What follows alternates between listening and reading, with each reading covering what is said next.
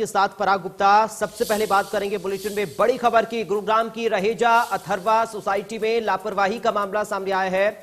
डर के साए में 400 से ज्यादा परिवार जी रहे हैं। आए दिन यहां पर सोसाइटी का प्लास्टर गिरता रहता है। सोसाइटी में जगह जगह सीपेज की समस्या बनी हुई है। रहेजा अथर्वा में 400 फ्लैट की जगह 800 फ्लैट बनाए गए हैं। तो यहां पर भारी लापरवाही सामने आई है। बड़ी जानकारी आपको बता रहे हैं और प्रशासन पर भी मिली भगत का आरोप लग रहा है। बिना बिल्डिंग पूरी किए प्रशासन ने एनओसी भी दे दिया। बिल्डर के खिलाफ केस दर्ज है लेकिन कार्रवाई नहीं हो रही है। मौजूदा 400 परिवारों को सुविधाएं नहीं मिल पा रही हैं और पैसे लेकर भी बिल्डर ने फ्लैट की रजिस्ट्री तक नहीं करवाई है। गैस कनेक्शन के नाम पर भी पैसे लिए हैं लेकिन आज तक गैस का कनेक्शन लोगों को नहीं मिला है। रहेजा अथर्वा के निवासियों ने अब गुहार लगाई है। प्रशासन ने नहीं की बिल्डर पर कोई कार्रवाई। रहेजा की अधिकतर सोसाइटी की हालत इसी तरीके से खराब है और लगातार शिकायत के बाद भी कोई एक्शन नहीं लिया जा रहा है। बड़ी जानकारी आपको बता रहे हैं। लोग लगातार शिकायत कर रहे हैं लेकिन लोगों की जान पर भारी पड़ती हुई ये सोसाइटी, अब लोग डर के साए में जी रहे हैं।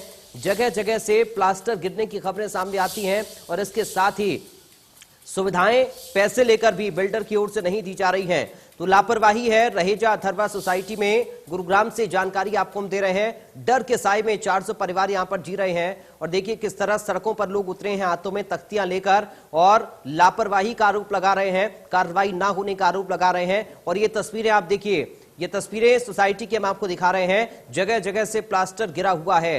जाहिर तौर पर हादसा यहां पर हो सकता है लोगों के साथ, इसलिए लोगों को डर है और लोग ये मांग कर रहे हैं कि इस पर एक्शन होना चाहिए।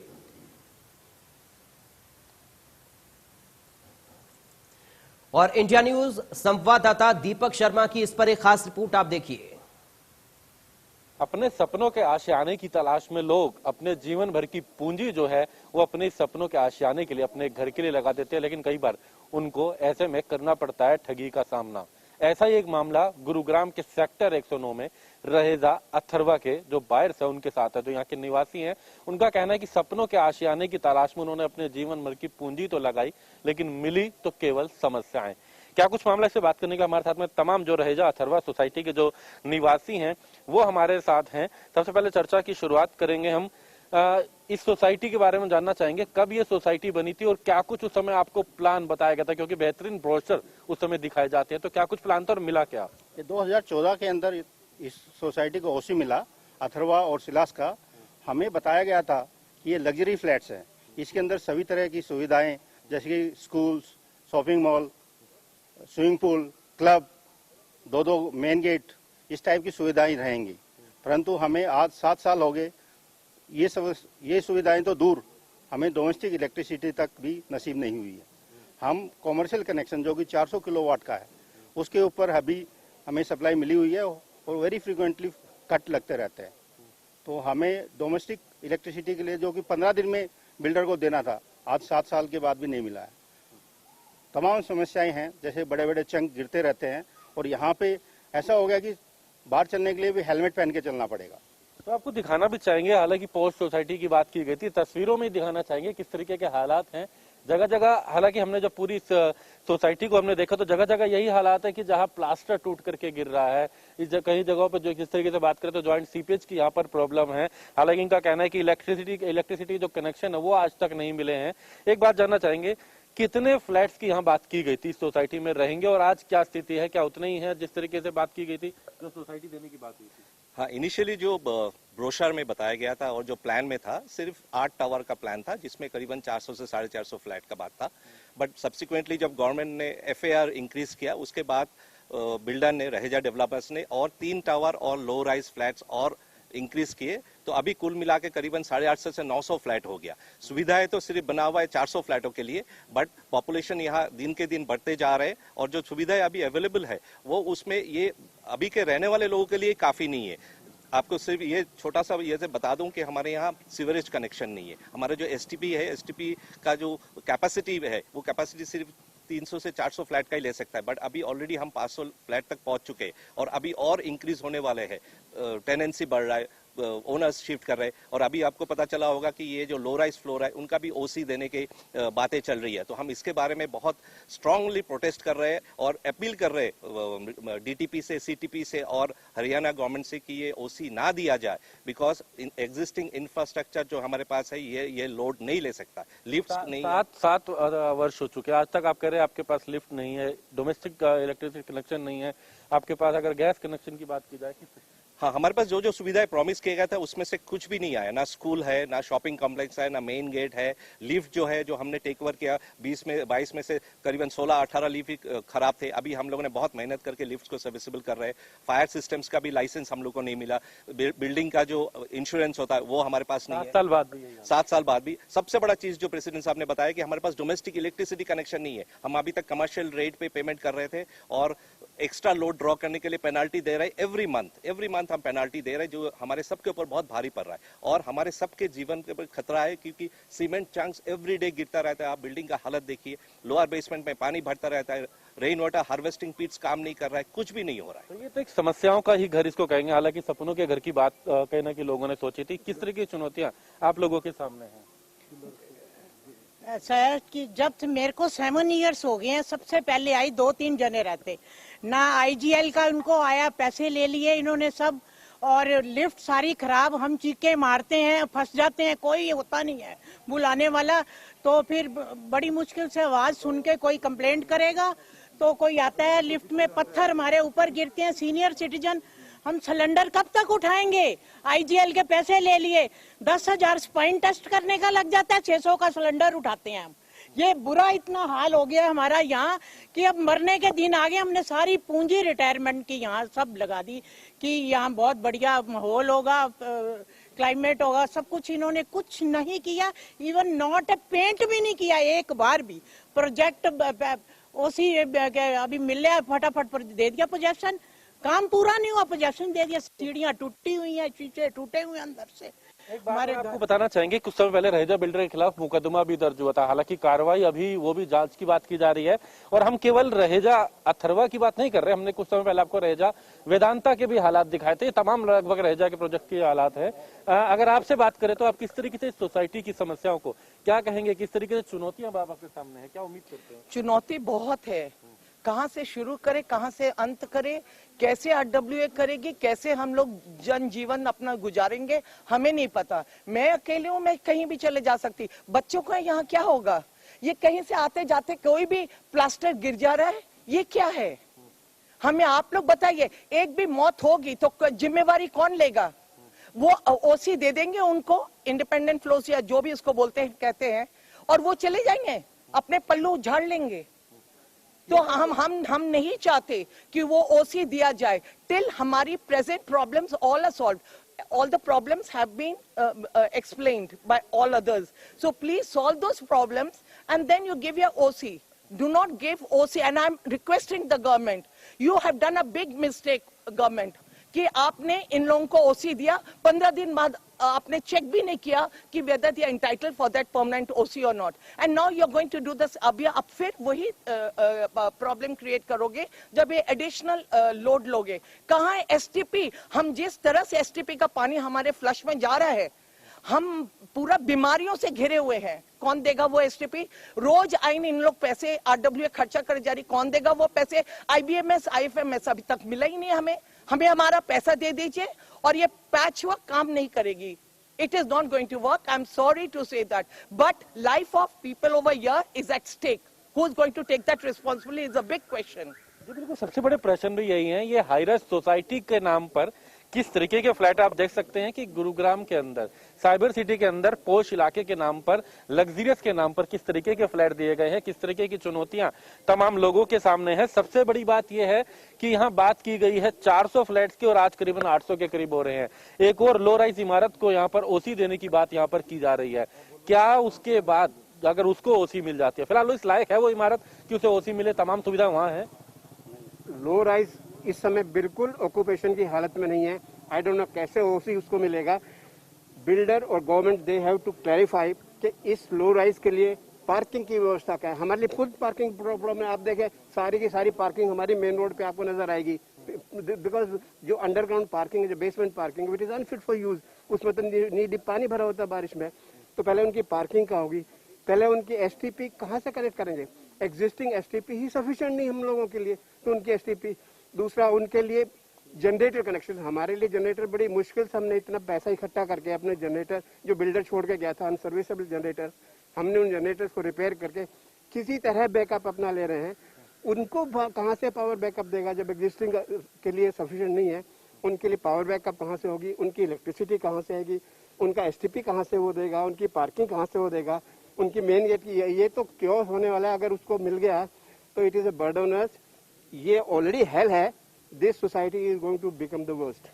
आपको कुछ हम स्लोगन दिखाना चाहेंगे। We want our IVMS back, we want domestic electricity, no position to low rise, we want justice या no position to low rise. ये देखिए ये बच्चे भी वी वांट डोमेस्टिक इलेक्ट्रिसिटी। आज ये वो लोग तमाम जिन्होंने अपने जीवन भर की पूंजी एक लग्जरियस सोसाइटी के नाम पे, एक सपनों के आशियाने के नाम पर अपना एक बड़ी जीवन भर की पूंजी खर्च करी, उन्हें आज इस तरीके के अगर बात करें यहाँ पर स्लोगन रखने पड़ रहे हैं। वी वांट मेन गेट, ये भी एक बड़ा मुद्दा है आज की आपसे। Yes, that is there because there are so many vehicles coming in and coming out. We have to make one side open and one side close, है ना? The other thing is the EWS is a problem for us. They must have the separate gate. These kids cannot play in the playground because all the EWS children play there and they are thrown out because they are cultured persons. Those are non-cultured persons. Thus they throw them out. है? And you know main gate is required and chunks also। जी बिल्कुल, आप भी कुछ कहना चाहते हैं? Main gate के लिए दो, इतनी बड़ी सोसाइटी है जिसमें 1000 लोगों का रहने का प्रावधान है और एक छोटा सा गेट है, वो भी बैकयार्ड में। एक्चुअली रहेजा ने प्रॉमिस किया था ये गेट जो बनाएंगे, और वो रोड भी ब्लॉक्ड है और वो गेट भी ब्लॉक्ड है। तो अगर 900 लोगों के लिए एक गेट रहेगा तो कहाँ से आएंगे और कहाँ से जाएंगे, वहाँ कियोस्क रहता है, बहुत छोटा सा रास्ता आने जाने का और जैम लग जाता है। इसीलिए मेन गेट को चालू करना चाहिए, वो सर्विस रोड को बनाना चाहिए, उसके बाद ही हम लो राइज का पोजीशन की बात कर सकते हैं। यहाँ हम बात करेंगे कीमत क्या रही थी जब आप लोगों ने खरीदा था, आज की क्या परिस्थितियां देखते हैं इसके अंदर, क्योंकि हालात की अगर बात की जाए तो इसके प्राइसेस बढ़े नहीं हैं और कांस्टेंट हैं, बल्कि जो यहाँ के जो हैं ओनर्स हैं वो कम रेट पे ही बेच के जाना चाहते हैं, क्योंकि यहाँ रहने लायक नहीं है। बार बार देखिए प्लास्टर गिर रहा है, किसी के ऊपर भी गिर सकता है, तो वो चीज़ सही नहीं है। गवर्नमेंट को मैं ये बोलूँगा कि आपने ओसी दिया कैसे, मतलब वोट मांगने तो आ जाते हैं बट लोगों की फैसिलिटीज का बिल्कुल भी ध्यान नहीं। हम सुप्रीम कोर्ट तक जाएंगे, अगर गवर्नमेंट ने नहीं सुना हम सुप्रीम कोर्ट तक जाएंगे। हम एक बात और आपसे करना चाहेंगे, बीते दिनों में मुकदमा, एक एफआईआर दर्ज हुई थी रहेजा बिल्डर के खिलाफ, क्या उसके बाद आपको लगा कि कुछ प्रशासन की कोई कार्रवाई या आज भी उसी तरीके से कहीं ना कहीं कुछ ज्यादा इम्प्रूवमेंट नहीं हुआ? हमने सीएम विंडो पे, डीटीपी पे सब जगह कंप्लेन किया and unfortunately nothing much has happened. तो एक बड़ी चुनौती, आज भी तमाम समस्याएं आप लोगों के सामने है। तो आप ये देख सकते हैं, ये रहेजा अथर्वा सोसाइटी गुरुग्राम के द्वारका एक्सप्रेसवे के पास एक अच्छी पोजीशन दिखा करके, यहाँ पर अगर बात करें ब्रोशर दिखा के, यहाँ पर कहीं ना कहीं इनको सपनों के आशियाने के नाम पर महंगे महंगे फ्लैट बेचे गए, लेकिन आज सोसाइटी की हालत की बात करें तो वो कहीं ना कहीं बस से बेहतर है। आप किस तरीके से कुछ आप भी अपनी बात? हाँ, मुझे समझ में नहीं आ रहा कि मैं क्या बोलूं, हालात इतने खराब हैं। अभी आप लोअर बेसमेंट में जाइए, अपर बेसमेंट में जाइए, बारिश का पानी आता है, ऊपर से सीपेज इतनी ज़्यादा है। इतनी बार, क्योंकि मैं RW में उसमें हूँ, तो हम जानते हैं कि कितनी बार हम उसको रिपेयर करा चुके हैं, लेकिन कुछ नहीं वहाँ पर होता है। गाड़ी से मतलब जिस दिन बारिश हो जाती है तो निकलना मुश्किल हो जाता है, और वैसे भी 12 महीने पानी ऊपर से टपकता ही रहता है। मच्छर मक्खी बीमारी, मतलब अपनी कार को निकालने के लिए भी एक बहुत बड़ी प्रॉब्लम होती है। ये तो बाहर का आप देख रहे हैं, अंदर के इनसाइड का जो बाहर का आउटर है वहाँ देखिए आप, तो आपको खुद शर्म लगेगी कि हम कहाँ रह रहे हैं। हम खिड़की नहीं खोलते क्योंकि बाहर इतनी गंदगी हमको दिखती है, सारी दीवारें गिरी हुई दिखती हैं, तो हमें लगता है कि हम कैसे यहाँ पर रह रहे हैं। पिलर्स हमारे खराब हो जाएंगे, हमारा पूरा स्ट्रक्चर नीचे गिर जाएगा, हमें यह भविष्य की चिंता भी सता रही है। तो बड़ा मुद्दा है कि हमने हम रायसेन इसकी बात करें, वेदांता, अथर्वा, तमाम जगहों पे इस तरह की समस्याएं, ऐसी चुनौती इन लोगों के सामने है और आज भी मूलभूत सुविधाओं की लड़ाई लड़ रहे हैं। लग्जरियस लाइफ की बात जीने के लिए यहाँ पर पैसा निवेश करा, यहाँ पर आकर बसे। हालांकि इनका कहना है कि अभी तो जो 400 लोगों की भी सुविधाएं नहीं है और फ्लैट की करीबन 800 से ज्यादा की संख्या हो रही है। जो बताया गया था उससे कई ज्यादा बढ़ रही है लगातार ये संख्या, लगातार फ्लैट की संख्या। तो ऐसे में सबसे बड़ा प्रश्न ये है कि आखिर अधिकारियों की क्यों इतनी बड़ी, अगर बात करें इस तरीके का सपोर्ट मिल रहा है इस बिल्डर को, आखिर ऐसा क्या कारण है कि एक के बाद इस तरीके से छूट दिया जाना, बिल्डर के ऊपर मेहरबानी क्यों, ये एक बड़ा प्रश्न जरूर उठता है। और शायद यही सवाल है, इसको लेकर के ये डीटीपी, एसईपी तमाम अधिकारियों के पास जा चुके हैं और अब इनको कहना है कि इनके पास रास्ता बचा या तो हरेरा या फिर कोर्ट का। गुरुग्राम से दीपक शर्मा, इंडिया न्यूज हरियाणा। तो आपने इंडिया न्यूज संवाददाता दीपक शर्मा की रिपोर्ट देखी। दीपक शर्मा हमारे साथ लाइव भी जुड़ गए इस खबर पर अधिक बातचीत और जानकारी के साथ। दीपक, आखिर क्या ऐसी वजह है जो कि प्रशासन रहीजा बिल्डर पर जरा सी भी कोई कार्रवाई नहीं कर रहा है और जो लोग परेशान हो रहे हैं उस पर कोई एक्शन नहीं लिया जा रहा है? क्या इसका रीजन है, क्या इसकी वजह है दीपक?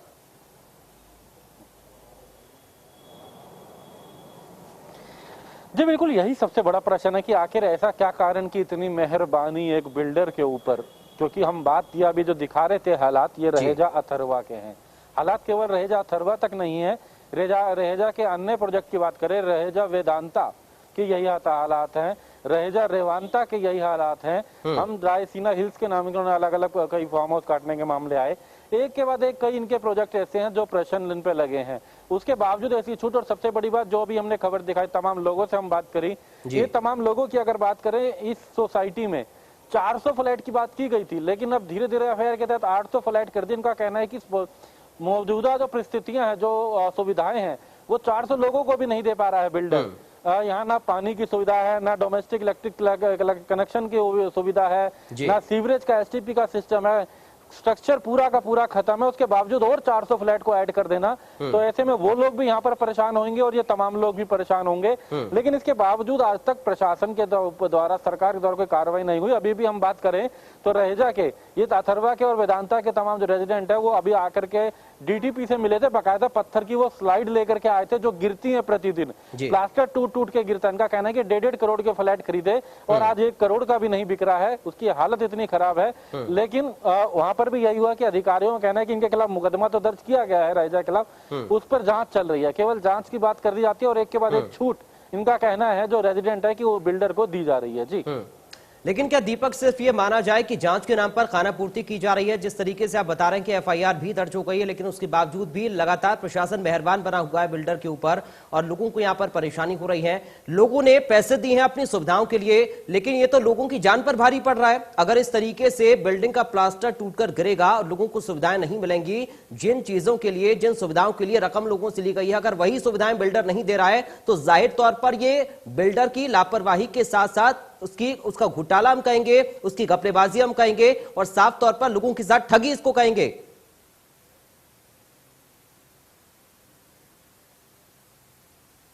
जी बिल्कुल, इसको ठगी भी कहेंगे।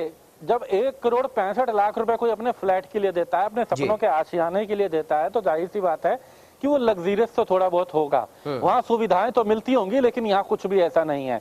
उस फ्लैट की अगर तस्वीरों की बात करें, बिल्डिंग की तस्वीरों की बात करें, तो जगह जगह टूटता प्लास्टर, कमरों में गिरती फॉल सीलिंग, सीवरेज का ब्लॉक सिस्टम, यहाँ इलेक्ट्रिक कनेक्शन ना होना, जिन लोगों ने पैसा दिया उनकी रजिस्ट्री आज तक नहीं हुई है। लोग धक्के खा रहे हैं कि उनके नाम पर रजिस्ट्री तो कर दो जो पैसा दे रखा है, रजिस्ट्रियां तक उनके नाम नहीं करी है, इतना पैसा देने के बाद भी किराएदार के तौर पे रह रहे हैं। तो ऐसे में प्रश्न तो जरूर कई उठते हैं। इसी को लेकर डीटीपी ने एक एफआईआर भी दर्ज कराई थी, लेकिन उस एफआईआर पे भी कुछ नहीं हुआ। अब ये लोग कह रहे हैं कि गिरफ्तारी हो, लोगों को उनका अधिकार मिले, ये तमाम लोग यहाँ पर मांग कर रहे हैं। तो कहना कि इसे ठगी कहा जा सकता है कि बेशकीमती फ्लैट का सपना दिखा करके, ब्रोशर दिखा करके सुंदर उनको फ्लैट बेचे गए, लेकिन मिली तो केवल समस्याएं, मिली तो केवल मुसीबत, मिले तो केवल अधिकारियों के चक्कर। और आज उनका कहना है कि ना तो रिश्तेदारों को घर बुला सकते हैं, ना कहीं की बता सकते हैं कि वो कहाँ रह रहे हैं, क्योंकि हालात ऐसे हैं कि खतरे के साए में है, कभी भी मलबा गिर जाता है, छत टूट जाती है। ये हालात हैं इन फ्लैटों के, जिसको लग्जरियस के नाम पर बेचा गया था, लेकिन हालत बद से भी बदतर है। जी लेकिन दीपक, साफ तौर पर क्या ये माना जाए कि जो बिल्डर्स की मनमानी है उस पर प्रशासन अंकुश नहीं लगा पा रहा है? क्योंकि जिस तरह आप बता रहे हैं कि 400 फ्लैट की मंजूरी, उसमें 800 फ्लैट बना दिए गए और निर्माण कार्य पूरा नहीं हुआ, उससे पहले एनओसी दे दी गई।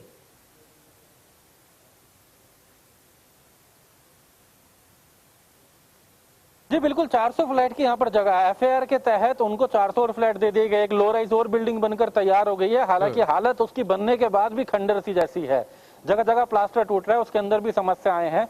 लेकिन अब उसकी ओसी के लिए अप्लाई करिए, जो बताया जा रहा है ओसी लगभग मिलने को है, जिसके अंदर ना तो फायर सिस्टम है, जिसके अंदर ना तो इलेक्ट्रिसिटी सिस्टम है, जिसके अंदर ना तो एसटीपी यानी कि सीवरेज जो ट्रीटमेंट प्लांट है उसका सिस्टम उसके अंदर नहीं है, बिजली नहीं है। उसके बावजूद ओसी की तैयारी है। ये इन लोगों का आरोप है जो यहाँ रहते हैं। इनका कहना है कि उसकी ओसी ना दी जाए जब तक पहले जो 400 लोग रह रहे हैं उनकी सुविधाएं पूरी ना हो। ऐसे में 400 और आ जाते हैं तो दिक्कत हो जाएगी। और ऐसे में ओसी क्यों दी जा रही है जो पहले ही विवादित है, जिसके पास ऊपर एक के बाद एक कई विवाद चल रहे हैं, उसको आखिर क्यों और ओसी मिल रही है, क्यों इतनी छूट मिल रही है, इसको लेकर के तमाम लोग प्रश्न उठा रहे हैं। और ये कहना कि प्रश्न प्रशासन से, प्रशासनिक अधिकारियों पर भी एक प्रश्न लगाता है। जी दीपक, आपका बहुत शुक्रिया तमाम जानकारी इस पूरे मसले पर हमारे दर्शकों तक पहुंचाने के लिए।